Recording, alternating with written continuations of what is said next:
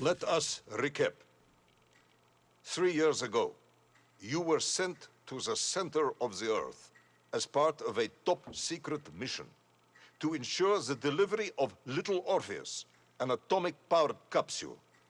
You promptly vanished until you casually wandered up to Molodiyozhnaya station 3 years later, claiming to have saved the world, but lost little Orpheus in the process. Is this correct? Yes, General, it is, but...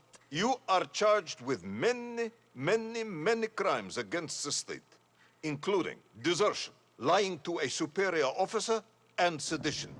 Any one of these charges bears the punishment of execution by firing squad.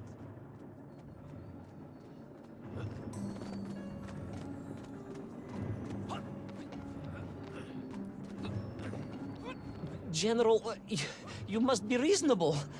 I did my best. It's all true, I swear. I swear upon the lives of my family. Oh, do you? Auntie Marcia and Uncle Vanya, the traveling tinker and the pig dentist, or perhaps Cousin Pavel, the criminal mastermind with the unhealthy taste for eggs.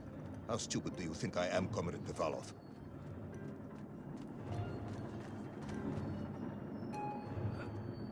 Subdayu, it is all true. Maybe your toy maker, or was it watchmaker, father, who apparently taught you all he knew, despite being killed when you were less than 5 years old. I was a fast learner? You have precisely 1 minute to convince me not to summon the guards, and have you shot on the spot. A minute? A lifetime. It's all I need, General.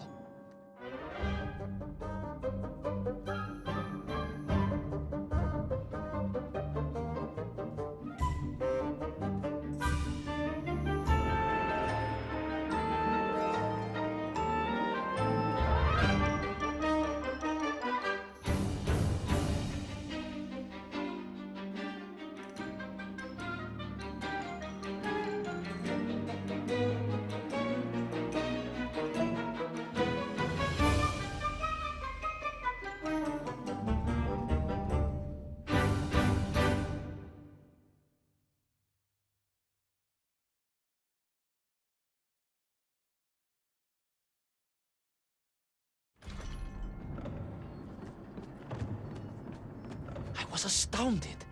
My father, I told you, I think I told you, he was a toy maker, and he often played with clockwork parts. Tavarish. But this made all those childhood wonders pale into insignificance. And it was fortunate indeed that my uncle... Vanya, the pig dentist? No, my other uncle, Sasha, had taken me mountaineering in the Urals during my childhood, for it was only by scaling these giant mechanical parts that I would reach little Orpheus. Yes, I had been thinking that it seems awfully convenient that you were such an accomplished climber. I don't, however, recall any mention of this Uncle Sasha in your file. He was a very private He was man. a very unlikely man. That was Uncle Sasha's blessing and his curse.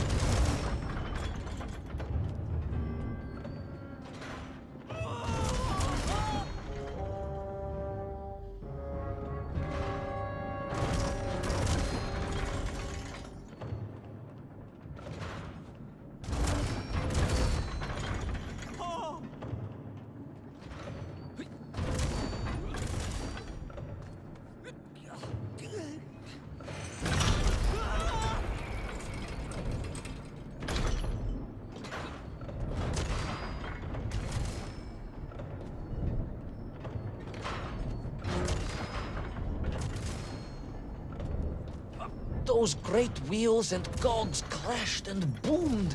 The vast hands of all time crunching forever and ever around. Ivan Ivanovich. Pendulums and springs and great big wheels and tiny little wheels. Tavarish Privalov, stop! Though at least the Myank were not here, especially as they seemed to infest the world below the surface. Myankf, Myankf everywhere. Myankf, Myankf, Myankf. Many Myankf. Myankf aplenty. Myankf. You are babbling. Comrade, enough.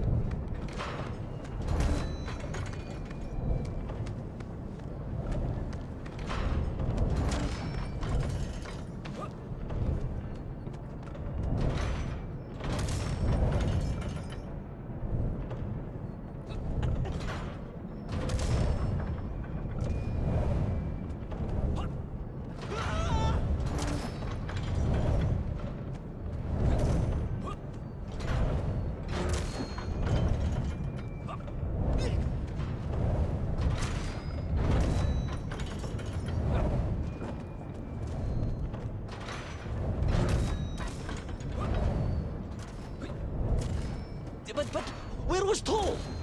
Aha! High above. On the clock face, perhaps. With his radios and his crystals.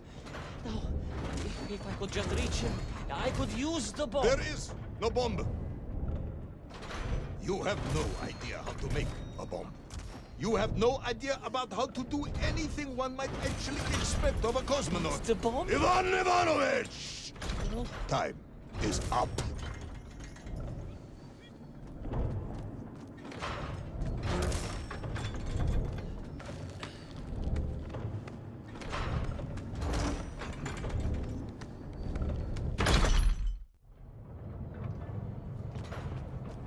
Stop talking, Tavarish. You don't know what happens next. It is obvious. You've done very well. I applaud you for your efforts and your story. It is a wonderful tale, Comrade Privalov. I have enjoyed it immensely. But every story needs an ending. And it is clear yours does not have one. I just need more time. I think that even if I gave you all the time in the world, it would not be enough. No, General. I can do this. That is, I remember what happens next. I just need to catch my breath and compose myself. We both know how this story ends, comrade. But little Orpheus, you haven't heard what happened. We will find out soon enough. You will be executed, and another expedition will be sent. No, you cannot. You cannot. We must never go back. You don't understand. Make me, then. Make me understand. I am a kind man, although you may not believe this. I do not want to have you shot. So help me. Make me understand. Tell me what happened to little Orpheus.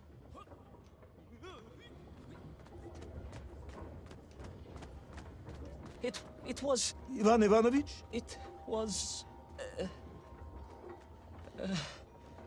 it was... No. I'm sorry, General. I'm sorry, I have no idea. You are right. I simply cannot think what happened next. It's just... a blank, General. There's nothing there. I am very tired, you see. Comrade Privalov. Ivan. You're right. It's over, General. Perhaps you would be so kind as to write to my mother for me. Of course I will. You are a kind man, as you have said.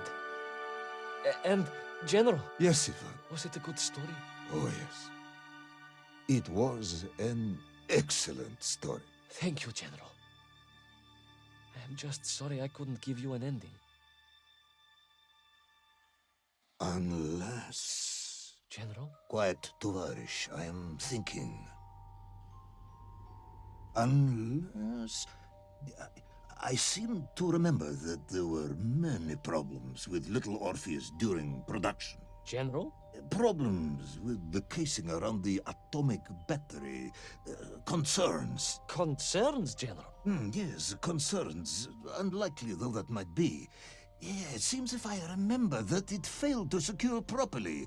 A sharp blow could spring the hatch and expose the fragile casing of the bomb to any would-be vandal. I'm not sure I follow. A resourceful yet forgetful hero might, one would think, take advantage of that fact. But how, General? Where would I find something to strike it with? The son of a watchmaker would easily find something within a giant clock mechanism that resembled a hammer, surely. A hammer? Why, yes, General. I do remember now. I grasped the hammer-shaped thingamabob. Let's just agree it was a hammer, Ivan. Yes, of course. Let's do that. I recovered my senses, shook my head, and looked about me. In my distracted stupor, I had climbed further up the tower than I ever thought possible. In front of me was the clock face, and I gazed out through it at the sheer expanse of history. And I knew whatever happened next... The hand of destiny had fallen upon your shoulder. Yes! It had. And what an extraordinary hand it was.